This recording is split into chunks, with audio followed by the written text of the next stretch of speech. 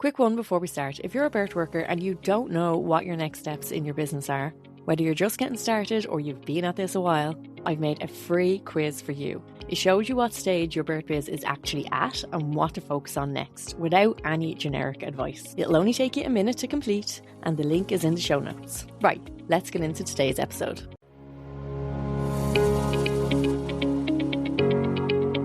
Hello and welcome back to the Pregnancy and Postnatal Entrepreneurs Collective podcast. I'm your host, Niamh Cassidy, and if you've never met me before or this is your first time listening to the podcast, welcome. I am really happy to have you here. So my story is that I am a IBCLC and antenatal educator, but when I started all of this 7 years ago, I was cancelling classes, I wasn't getting clients, and I was just really stressed out. And I spent the next few years learning how to be a business owner and a birth worker. So this podcast shares my journey and shares everything that I've learned along the way, as well as some great guest episodes as well. So today I am talking about a pretty important topic, but it came up because I was supposed to publish a guest episode this Wednesday. I publish every Wednesday, and it didn't suit that particular guest to have the podcast out this week. So I said, well, I'm just going to record something else. And I asked the audience last night, I said, what are some topics that you would like to see covered on the podcast? And got a good few responses, and I've kind of grouped them. So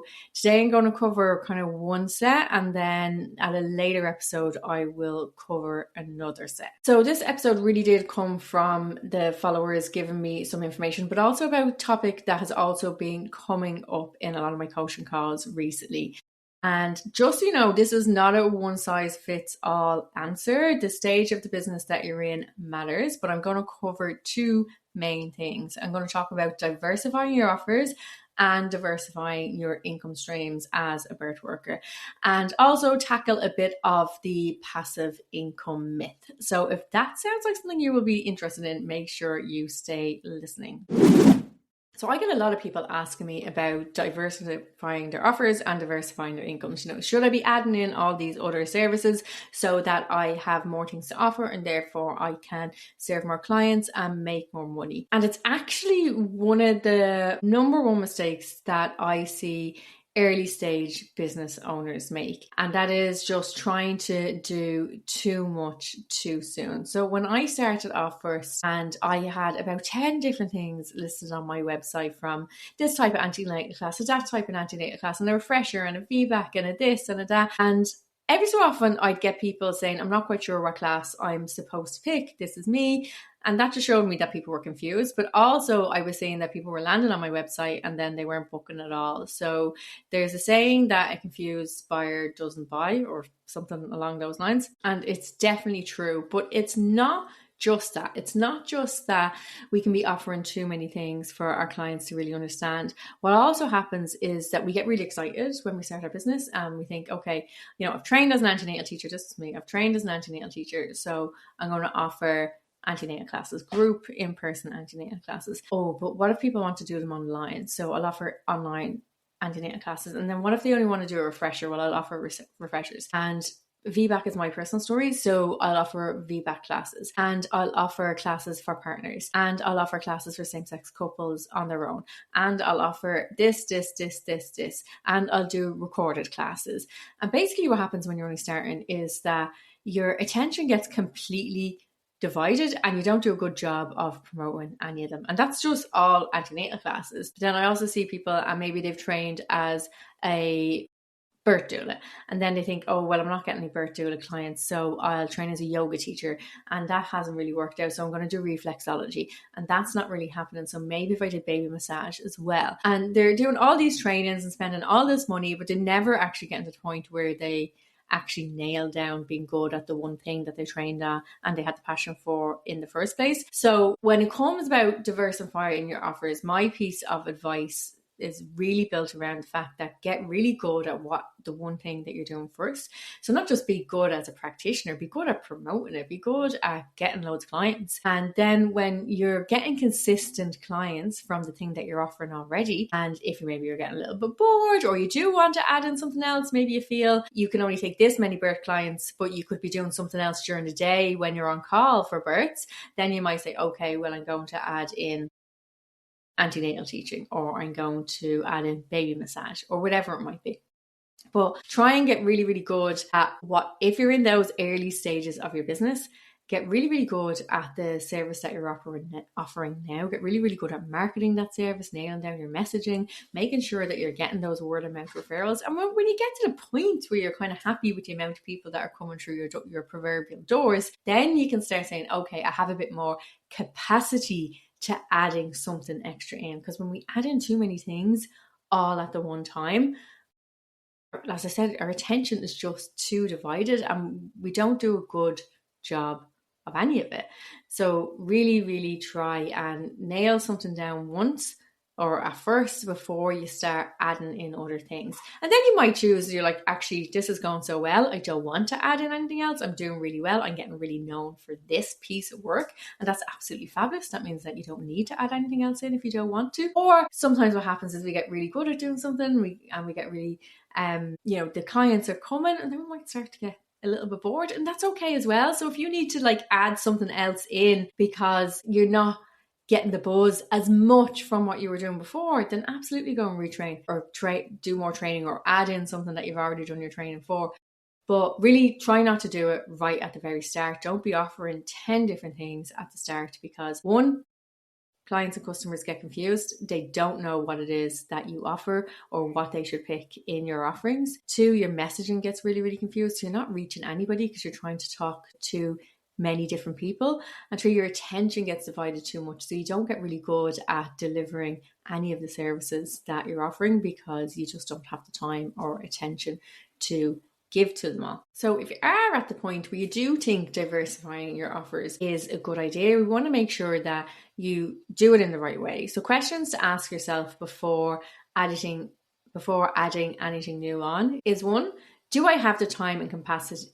Do I have the time and capacity to do this? Do I have the mental space, the energy, the vitality, the physical time to actually add something extra in on top of what I'm already doing? If your answer is yes, then we've got one green light to move on with diversifying your offers.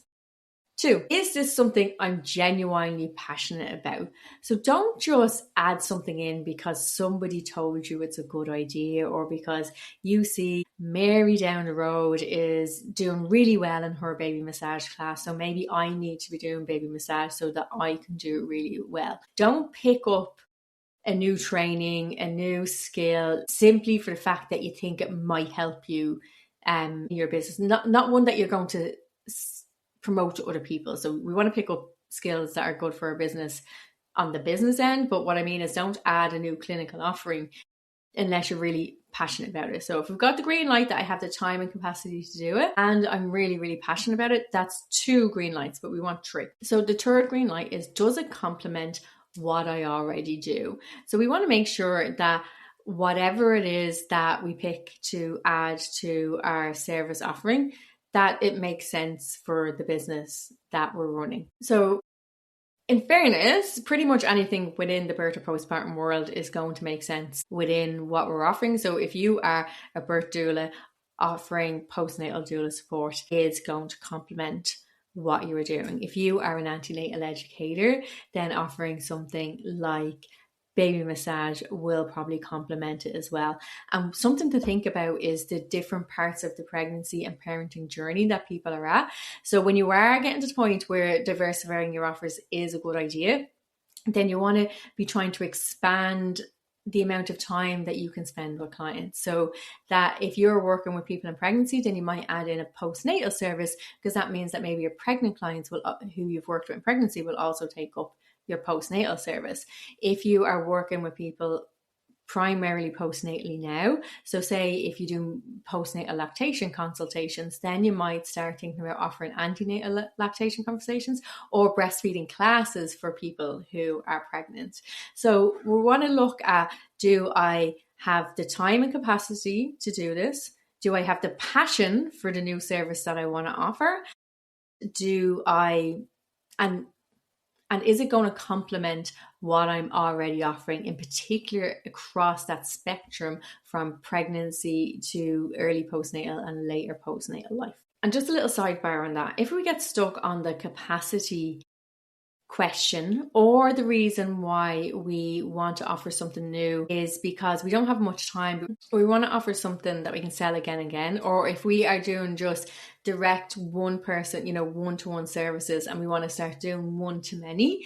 So we want to think about, well, how can I serve more people, but I don't have that much time. So how can I serve more people in less time? So that might be moving from one-to-one support to more group level support. So for a lactation consultant, for example, that might look like, rather than doing one-to-one antenatal appointments, doing a group antenatal preparation workshop, whether that's online or in person. If someone is a birth doula who offers, as part of their birth doula antenatal service, like antenatal education, they might start scheduling in regular group antenatal education so that all of their doula clients can come together and get the antenatal education piece together. And then their one-to-one appointments are still one-to-one, but we're going to consolidate some of that into the time. So what we want to look at is things that are going to not stretch us too much on the time aspect. When we were looking at those three questions, the number 2 and number 3 were good, but number 1, maybe we didn't have the time or capacity. And that brings us to the idea of creating things that we can sell outside of ourselves. So it's not direct contact work. So that might be online courses or programs, it might be online workshops, it might be like resources, so like ebooks or PDFs or different things like that.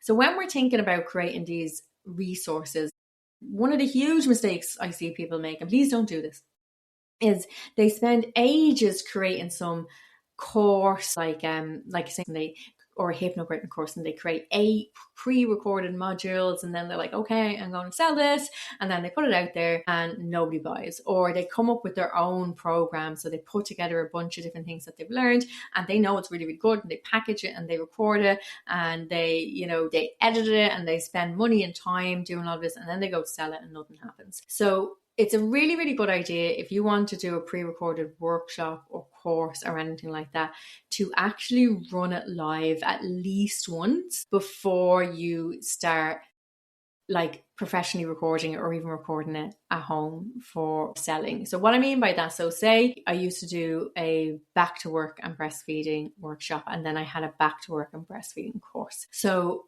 initially what I did is that I ran that live a few times. I sold it. I did it a couple of times for free for a charity I'm part of. And then I sold a low cost workshop a couple of times as well. And what that really helped me do is see, one, were people actually interested in buying this? Was this a topic people were interested in? And then 2, because I was running it live, I was getting direct feedback. So I was seeing what real life questions were actually coming up. I was seeing what information was landing well and what wasn't, because when you're doing something pre-recorded, you don't know whether people are understanding the concepts that you're putting across. So you really, so beneficial to teach them live first, so that you can see whether people are understanding the way you're presenting it. And then if not, you can adjust the way that you're presenting it so that it really, really does land. Because you don't want to create this course, a couple of people go through it and then they're like, I didn't really get that. So they don't tell their friends about it. Okay. So we want to run it live a few times first. The other benefit of doing that is that we start getting feedback from people, like testimonials. And then when we go to sell it, we can use those testimonials on the sales page. And for the first little while, you can just, if your workshop went well, just sell the recording of the live workshop. Just make sure people know that it is a recording of a live workshop. Let them know the date it was recorded, so they have an idea of the timeline, the context of how old or more recent it is.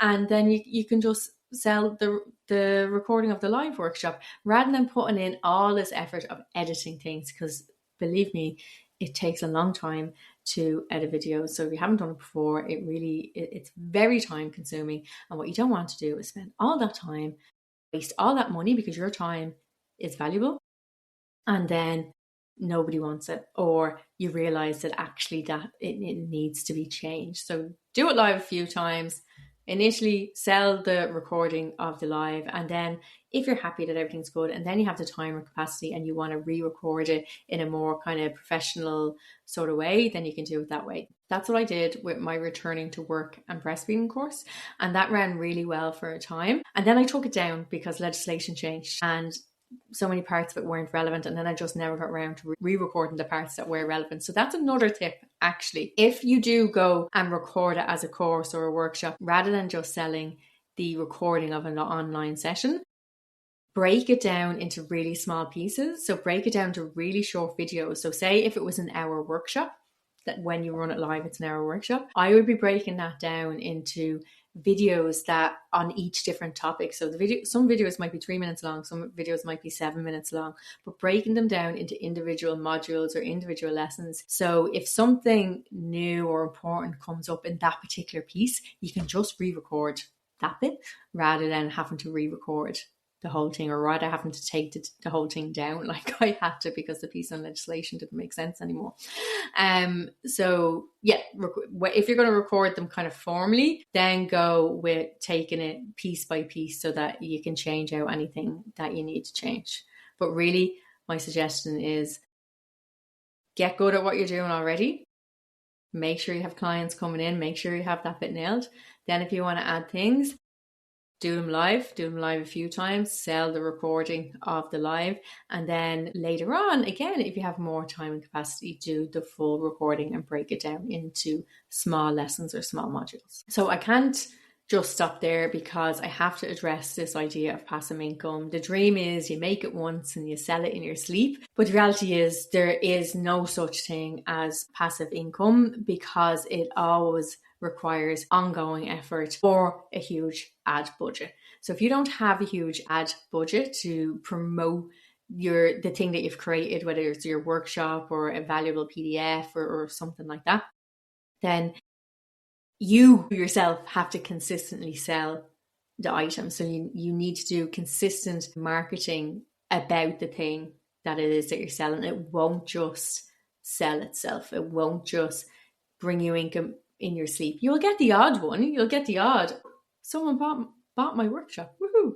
But that's not going to be consistent enough for you to feel like, oh, this is passive income. It wasn't great that I just recorded that once and now I'm getting all this money for it. You really do have to keep working on it, or as I mentioned, have a really big ad budget. So all of these people who are promoting passive income and who are saying, they're making money in their sleep, or, I've created it once and now it just keeps selling itself. It doesn't keep selling itself.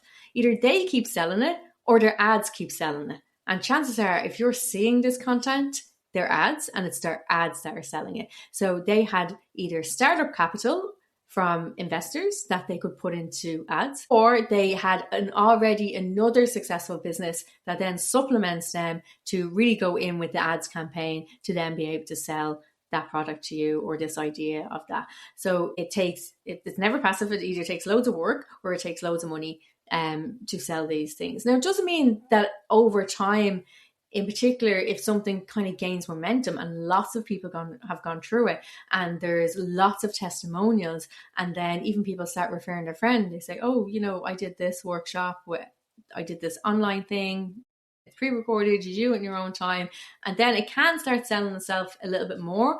Or if you get to the point where you are earning well and then you can put more money into ads, then it can become more of a passive product. But they're things that are much further down the line for most birthwork business owners than they are anywhere for anyone who is still wondering, am I making enough clients to make ends meet? We really need to be getting to a much better place where we have additional income that we can put into ads, or the other work is selling itself. So I have additional capacity to really promote on a consistent basis this product that I want people to buy. And I believe that it's actually sometimes a lot harder as birth workers to sell products, so to sell non-contact courses or workshops, so where they're not getting any access to you directly, or like PDFs or ebooks or stuff like that, because most of what we build ourselves around is around ourselves, is around our personality, is about the fact that we have a to and fro. It's about how we support you. So it can actually be a lot harder to sell those kind of less personal products. Not impossible by any means. It's not impossible.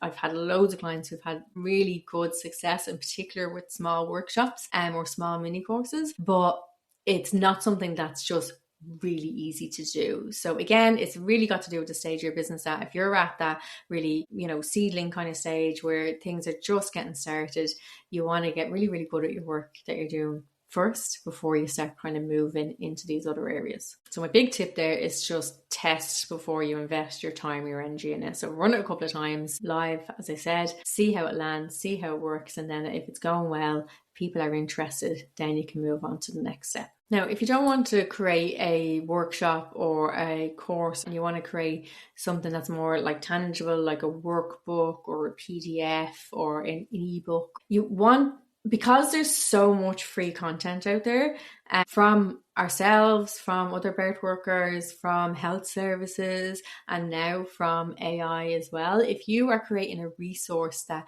you want people to invest money in and their time that it takes them to go through that resource and implement whatever it is that you're recommending in it, we want to make sure that it's of really high value. So the days of like easy tick sheets or checklists, or even my most popular freebie is a what to put in your bag going to the hospital. But I couldn't sell that because there's so many other ones out there. It works well as a freebie because people are like, oh, I kind of trust her.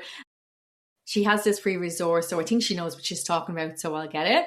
But they'd be highly unlikely to actually see the value on paying for that because there's so many other varieties of them out there. So if you're creating a resource, just make sure that's really high value. You don't want to be skimping on it. What I'm saying is you don't want to be just giving them a little bit and then hoping that they want more. So people used to teach a lot, in these low cost PDFs or freebies to kind of like give a little bit and then but not enough for them to actually get the result that they need. And then they'll be like, oh, well, that was good, but I need more, so I'll go to you. If you're actually putting a price tag on that, you want to make sure that whatever the person gets, that it does what it's supposed to do, that they get all the information that they need to do the action or have the result that they wanted from their purchase.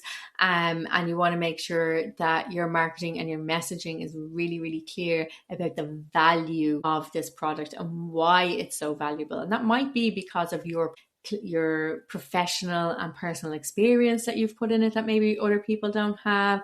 It might be because you're taking a different take on it. It might be for loads of different reasons, but you want to make sure that it's actually something that is of high value to people, that's actually going to benefit them or help them out or make their life easier, and that it is, because otherwise these things can be very hard to sell. And again, you don't want to spend all this time creating this beautiful ebook or this comprehensive PDF and then nobody wants it. So let's just make sure before we create something that we know that it's something that people desire, and that we can make it good enough that it's something that people will pay for. So to round all of that up, if you're in the early stage of your business, just stop, focus, get really good at your one thing and get consistent clients first. If you're more established and you're feeling ready, ask yourself the capacity, passion, fit questions before adding anything else in. So that's, do I have the time and capacity to do this?